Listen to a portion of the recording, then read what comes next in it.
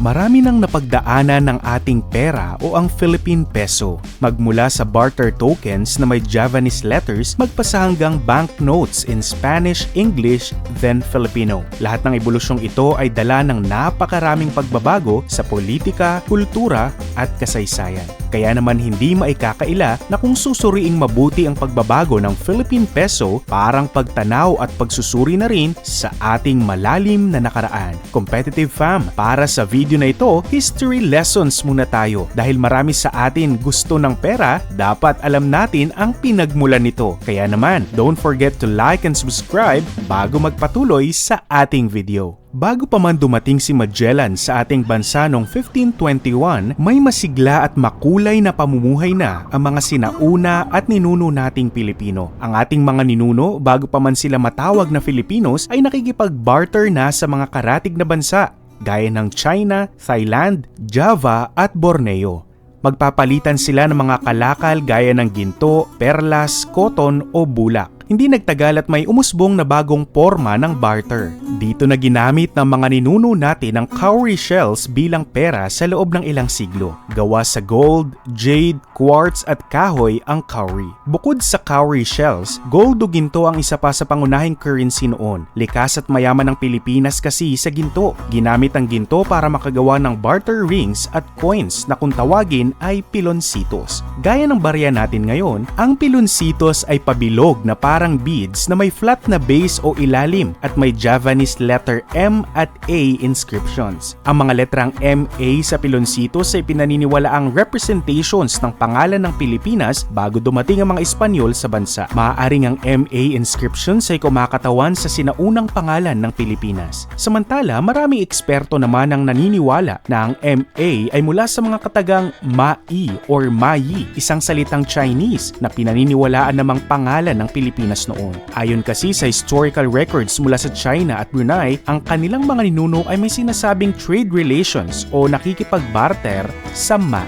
Nabanggit ang Mai sa official history ng Song Dynasty. Ayon dito, nakalista ang Mai bilang isa sa Southern Sea Nations o bansa mula sa Southeast Asia, kung saan nakikipag-barter ang mga Chinese merchants noong 971 AD. Akma ang nasabing date o taon kung kailan din naitala ang circulation ng piloncito coins. Ayon pa sa historian na si William Henry Scott, patunay ito na may buo o buhay ng political state sa loob at labas ng sinaunang Pilipinas. Noong Spanish colonization naman sa bansa, dinala ng mga galleon traders mula sa Mexico at iba pang Spanish colonies ang currency o pera ng sari-sarili nilang bansa. Kabilang narito ang cubs o makukinas, isang pera o coin na gawa sa silver. Mayroon itong cross sa kabilang side ng coin at Spanish Royal Coat of Arms naman sa kabila. Kinalaunan, napalitan na rin ang cub coins ng Dos Mundos na isa ring Spanish coin. Ang Dos Mundos, na ang ibig sabihin ay two worlds sa Ingles, ay mas pinaganda at grandioso ang disenyo kumpara sa cub coins. Ito ay upang ipakita ang kapangyarihan ng Espanya na noon ay naghahari sa Old World Europe at New World of the Americas in the East. Nakilala rin bilang Mexican Pillar Dollar o the Columnarias in Dos Mundos dahil sa two-column emblems na makikita sa isang muka o side ng coin. Dahil dito, kinilala ang Dos Mundos bilang isa sa most respected coins sa buong mundo. Bukod sa pagbabago at pagpapaunlad ng monetary system ng Pilipinas, syempre binago rin ng mga Espanyol ang forma ng government system ng Pilipinas. Nagkaroon ngayon ng central government sa buong isla ng Pilipinas, kaya naman nagkaroon din ng revenue at tax collection system sa bansa. Ang unang coin o barya na dito ipinanganak sa Pilipinas noong panahon ng mga Espanyol ay ang barilya, isang crude bronze o copper coin. Nagkakahalaga ang barilya ng 1 sentimo, kaya naman para ito sa mga small value coins. Mula nga sa barilya ay nabuo ang Filipino word na barya. Hindi naman nawala sa Pilipinas sa mga barya mula sa ibang kolonya o colonies ng Spain. Ang iba pa nga ay naging parte ng official currency ng Pilipinas dahil pa rin ito sa galleon trade na naging daan para maging konektado ang Manila sa Acapulco. Samantala noong 1800s, nag-circulate na sa Pilipinas ang gold coins na may portrait ni Queen Isabella II, ang Queen ng Spain noong taong iyon. Na-establish naman ang unang bangko sa Pilipinas noong noong August 1, 1852 at ito ay ang El Banco Espanyol Filipino de Isabel II. Ito rin ang kauna-unahang government bank sa Pilipinas na ipinangalan sa Queen of Spain. Binigyang kapangyarihan ng isang royal decree ang El Banco Espanyol ng kakayahan o kapangyarihan para mag-imprinta ng official Philippine currency. Nagbigay daan ang El Banco sa pag-imprinta ng pinakaunang Philippine peso. Bago ito, sa ibang bansa pa nag-iimprinta ng pera ang Pilipinas. Ang El Banco rin ang pinakaunang bangko sa buong Southeast Asian region. Noon namang 1869, na mapatalsik ng isang revolusyon si Queen Isabella II ng Espanya, tinanggal ang kanyang pangalan sa El Banco Espanyol Filipino at formal na tinawag ang El Banco bilang Banco Espanyol Filipino noong September 3, 1869. Gaya ng nasabi sa ating kasaysayan, tagumpay na nakalaya ang Pilipinas sa kamay ng mga mananako. Noong June 12, 1898, pinirmahan ni Emilio Aguinaldo ang Declaration of Independence na sinundan ng pagtatatag ng Malolos Constitution noong January 23, 1899. Ito ang sagisag ng pagtatatag ng unang Republika ng Pilipinas. Signos din ito ng soberanya at kalayaan ng Pilipinas mula sa 300 taong pananakop ng mga Espanyol. Kasabay ng unang Republika ng Pilipinas ang paglalabas ng sarili nitong currency. Dalawang klase ng 2 centavo copper coins ang lumabas mula sa Malolos. Ito ay ang 1 peso at 5 peso revolutionary notes. Ang mga ito ay may imprintang Republika Filipina Papel Moneda, 1 peso, 5 pres. At may pirma ni Filipino politician and author Pedro A. Paterno at Filipino businessman and supporter and financier of Philippine Revolution Telesforo Chuydian at Mariano Limjap. Pinaniniwalaan ding may iba pang klase ng pera na inimprinta ng Malolos Republic, ngunit hindi na nakaabot pa sa sirkulasyon ng pera ang mga ito. Ito ay dala ng pagbagsak ng Malolos Republic at pagsuko ni General Aguinaldo sa mga Amerikano. Mula sa mga mananakop nito na bansang Espanya, ang Amerika naman ang nanakop sa Pilipinas nang pirmahan ng Spain at United States of America ang Treaty of Paris noong December 10, 1898. Dito, inilipat ng Espanya ang kanilang kapangyarihan sa mga bansang Cuba, Puerto Rico, Guam at Pilipinas sa US para tapusin na ang Spanish-American War. Dito na opisyal na nagtapos ang pananakop ng Espanya sa Pilipinas. Sa panahon naman ng mga Amerikano, bago na naman ang banking, currency at credit system sa bansa. Ipinasa ng US Congress ang Philippine Coinage Act of 1903. Dito nabuo ang bagong unit ng Philippine Peso na nagkakahalaga ng kalahating dolyar. Ayon sa Philippine Coinage Act, ang Philippine coin ay nagkakahalaga ng 50 cents gold at maaaring dalhin sa Insular Treasury para maipagpalit sa ginto. Ito rin ang nag-iisang circulating cash sa buong bansa. Ibig sabihin, ito lang ang kikilalanin at opisyal na pera ng Pilipinas hanggang taong 1946 nang muling idineklara ang Philippine Independence. Ang mga baryang ginamit sa panahong ito ay dinisenyo ni Melesio Figueroa, isang Filipino engraver and artist. Samantala, sa ilalim din ng American colonization, mula sa Spain Royal Institution ay naging Philippine Institution ng El Banco Espanyol. January 1, 1912, opisyal na naging pribadong kumpanya ang El Banco at tinawag na Bank of the Philippine Islands o BPI. Sinakop ng mga Hapon ang Pilipinas noong 1942. Sa pagputok ng pandaigdigang giyera, bumagsak ang ekonomiya ng bansa at muling nagbago ang monetary system ng bansa. Sa panahong ito, dalawang klase ng pera ang lumitaw. Una ay ang guerrilla notes o kung tawagin din ay resistance currencies na inimprinta sa low denominations gaya ng 2 pesos. Ito ay ginamit sa mga probinsya bilang pagpapakita ng kanilang paglaban sa mga Hapon. Pangalawa naman ang war notes na inisyo ng mga Hapon. Ito naman ay nakaimprenta sa high denominations gaya ng 100 pesos at 500 pesos. Ang pera na ito ay tinawag ng mga Pilipino na Mickey Mouse money dahil para lang itong play money na walang halaga dahil sa wala itong backup reserves. Kaya naman nagdulot ang Mickey Mouse money ng napakataas na inflation rate sa bansa. Ito rin ang pinakamalalang inflation spike sa bansa. Ayon sa kasaysayan, isang sako ng Mickey Mouse money ang kalimitang dala ng mga Pilipino noon para lamang makapamalengke at makabili ng simpleng mga produkto gaya ng itlog at posporo. Dumating sa bansa ang American Liberation Forces noong 1944 at dala ng mga ito ang currency na kung tawagin ay Victory Series No. 66, an old treasury certificate na may nakaimprentang victory. Taong 1946, ganap na ipinagkaloob ng Amerika sa Pilipinas ang kalayaan nito. Pagkatapos ng World War II, malaki ang ginampanan ng Bank of the Philippine Islands sa restoration ng war-torn Philippines. Ngunit pagdating ng taong 1949, nang opisyal na naitatag ang Central Bank of the Philippines na mas kilala natin ngayon bilang Bangko Sentral ng Pilipinas o BSP, na wala na sa kamay ng BPI ang pag-i-issue ng Philippine Peso. BPI kasi ang namamahala sa sirkulasyon ng Philippine Peso mula pa noong panahon ng mga Espanyol, magpasa hanggang 1934. Ang unang lumabas na currency na naimprinta at nilabas pagkatapos ng World War II ay ang English Series Notes and Minted Coins. Ang mga perang papel o notes na ito ay sa Thomas De La Rue and Company Limited sa bansang England pa iniimprinta, habang ang mga coins o barya naman ay sa US Bureau of Mint. Ang mga ito ay dinisenyo na kawangis ng pera sa Amerika at may nakaimprentang Central Bank of the Philippines. Ang currency na ito ay may denominations na 1, 2, 5, 10,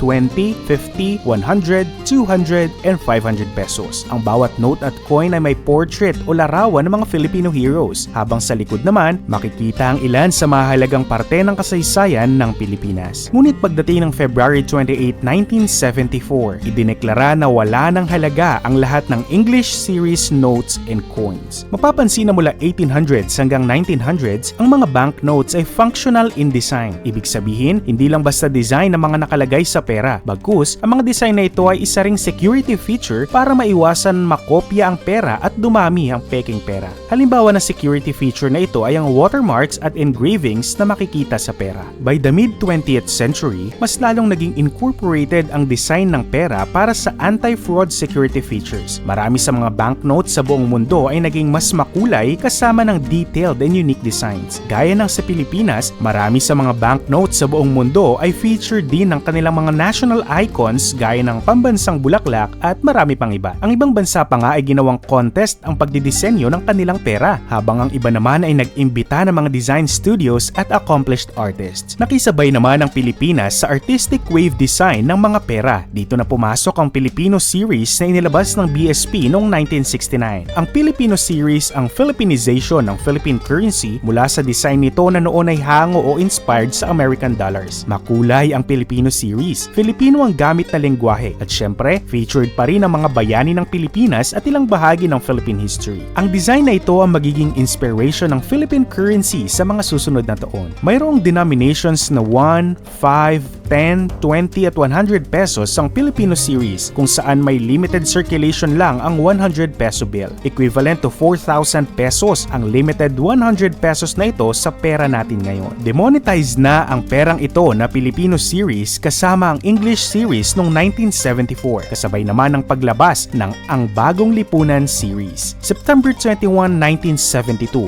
idineklara ni former President Ferdinand Marcos ang martial law at nakalagay sa ilalim ng military control ang buong Pilipinas. Nang sumunod na taon, year 1973, inalabas ng Central Bank of the Philippines ang Bagong Lipunan Currency Series. Tumutukoy ang Bagong Lipunan sa new era of social, economic, and political structure ng Administrasyong Marcos. Featured sa Bagong Lipunan Series sa mga vibrant colors at intricate designs na sumasalamin sa kultura at kasaysayan ng Pilipinas. Ginamit ang Bagong Lipunan series hanggang January 2, 1998. Sa mga huling taon ng 20th century at habang papasok naman ang 21st century, mas naging advanced ang security elements ng mga perang papel. Kasama sa mga security elements na ito ang mga holograms, color shifting inks at microprinting. Syempre, sumabay ang Pilipinas sa bagong wave na ito. Sa tulong ng technological advancements sa pag-imprinta ng pera, mas naging creative ang disenyo ng Philippine currencies para mas maipakita ang national pride ng bansa. Nang matapos ang martial law sa Pilipinas noong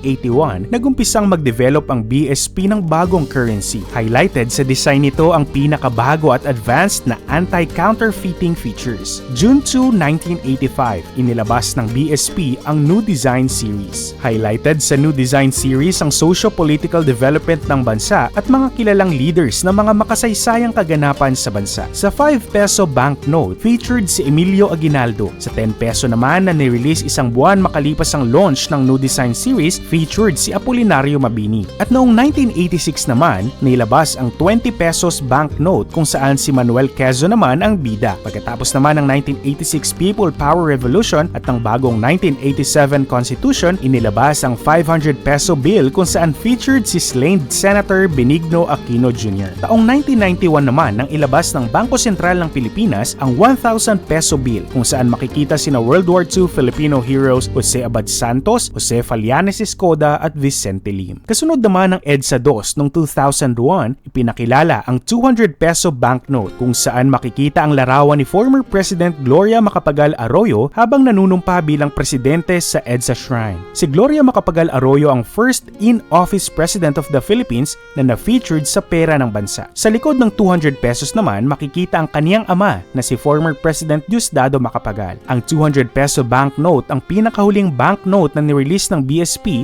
para sa New Design Series. Nang maipasa naman ang New Central Bank Act of 1993, idinagdag sa New Design Series ang bagong BSP seal. Late 1997, binago ang disenyo ng 10 peso banknote at idinagdag kasama ni Apolinario Mabini si Andres Bonifacio. June 30, 2017 lang nang ma-demonetize o mawala ng halaga ang New Design Series banknotes. Umusbong ang New Generation Currency o NGC na modernized banknotes with updated designs at enhanced security features.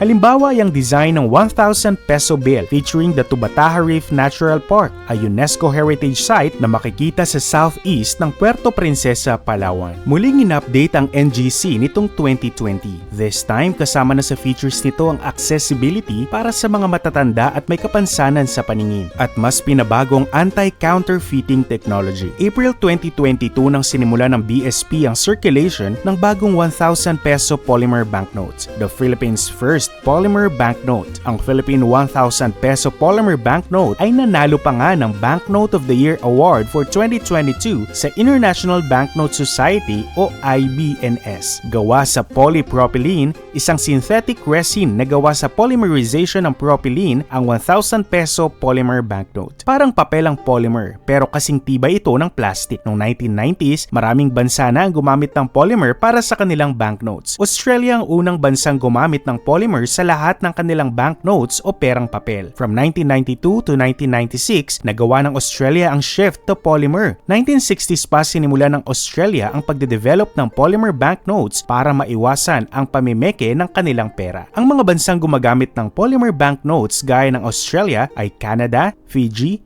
Mexico, New Zealand at Vietnam, at nakapagtala na sila ng pagbaba ng mga kaso ng pamimeke ng kanilang banknotes. Bagamat ginagamit na ang banknotes na gawa sa papel noon pa mang unang panahon, hindi naman ito kasing tibay ang mga banknotes na gawa sa polymer. Moist, folding at tearing resistant din ang mga pera na gawa sa polymer. Mas hygienic din daw ang polymer banknotes dahil dirt and moist resistant ito. Bukod dito, pinapahirap ng mga features ng polymer banknotes tulad ng transparent windows, holograms at microprinting ang counterfeiting ng pera. Dahil sa mga features ng polymer banknotes, syempre, mas mahal ang cost of printing nito. Gayunpaman, mas mahaba naman ang lifespan nito kaya mas nagtatagal sa sirkulasyon ng pera ang mga polymer banknotes. At dahil sa mahabang lifespan at sa special security feature nito, mas mataas din ang value nito kumpara sa banknote na gawa sa papel. Para sa Philippine Polymer Banknote, nakipag-partner ang BSP sa Note Printing Australia o NPA, a subsidiary of the Australian Central Bank. Papel pa rin ang gamit sa pag-imprinta sa iba pang banknotes ng Pilipinas hanggang ngayon. Okay lang naman ito dahil mas mura ang production cost ng mga ito at dito lang din sa Pilipinas inimprinta. Bukod sa mga normal na pera na lagi nating ginagamit, naglalabas din ang BSP ng mga commemorative currencies in honor of heroes or certain individuals, historical events, and places in the Philippines. Ito ay ang mga perang may special design or feature na limited o iilan lang ang bilang sa circulation ng pera. Kumbaga, limited edition. Kaya naman ang mga commemorative currencies ay mga collector's item. Nang ipagdiwang ng Pilipinas ang Centennial of Philippine Independence noong 1998, nag-release ang BSP ng 100,000 peso Centennial Banknote. May lapad na 14 inches at haba na 8.5 inches ang Centennial Banknote na ito. Kaya naman kinilala ng Guinness Book of World Records bilang largest legal tender note at that time. Featured sa Centennial Banknote ang Philippine Centennial logo at illustration ng sigaw ng himagsikan. At dahil nga commemorative banknote ito, 1,000 pieces lang ang nirelease ng Bangko Sentral. Kasama rin sa nirelease ng BSP noong December 1, 1998 ang 2,000 peso Centennial Note measuring 216 by 133 mm at may pirma ni dating Presidente Joseph Estrada. Sa mga nagdaang taon, may mga inilabas pang commemorative coins ang BSP. Ang mga ito ay produce gamit ang digital printing technology in 3 denominations, 100 pesos, 20 pesos at 5 pesos. pesos. Available ang commemorative coins sa BSP online shop. Ang 100 peso commemorative coin commemorates the Philippine independence from Spain. 20 pesos for the remembrance of the First Philippine Republic. At ang 5 peso coin naman para sa commemoration ng mga Pilipinong nakipaglaban sa Philippine-American War. Gaya ng mga nabanggit natin kanina, commemorative coins, banknotes man o normal everyday banknotes and coins, bida sa ating pera ang mga bayani at kahangahangang Pilipino upang sila'y bigyan ng pagkilala. Ngunit sa pagkilalang ito, may kaakibat ng kontrobersya, lalo't pagdating sa usapin ng sino ang dapat at deserved na nasa mukha ng pera at sino ang dapat tanggalin. Katulad na lang na magprotesta at umalma ang Department of History ng University of the Philippines sa pagtatanggal ng 3 World War II heroes sa 1,000 peso bill. Kinwestiyon din ng masa ang paglalagay kay Gloria Macapagal Arroyo sa 200 peso bill noong 2002, gayong wala pa man daw itong napapatunayan at hindi pa tapos ang kanyang termino bilang presidente. Isa rin sa pinunto ng mga tao na simula mid-1990s hindi maaaring lumabas o ma-feature ang isang presidente sa pera kung ito ay buhay pa. Halimbawa na lang noong 1949 kung saan hindi pa maaaring ilagay sa pera ang portraits ni Sergio Osmeña, Jose P. Laurel at Emilio Aguinaldo dahil sila'y nabubuhay pa. Nang pumanaw si Emilio Aguinaldo noong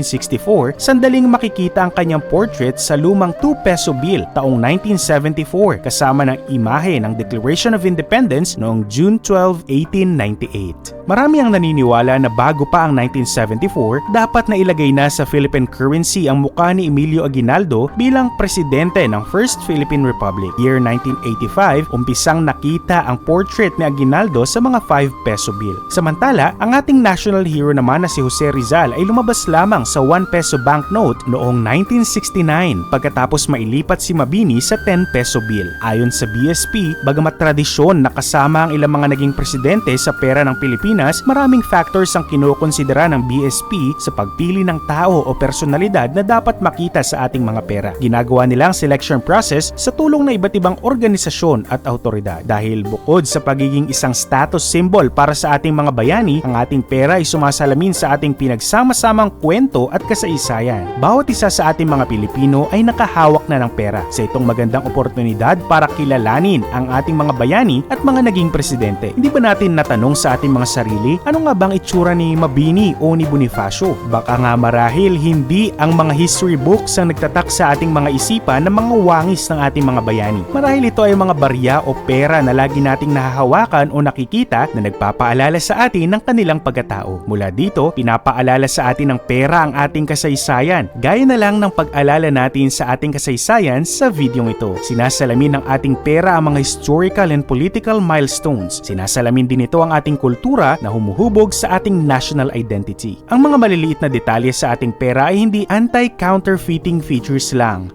kundi detalye at bintana sa ating nakaraan na kasakasama natin sa ating mga bulsa habang patuloy tayo sa ating pang-araw-araw na buhay.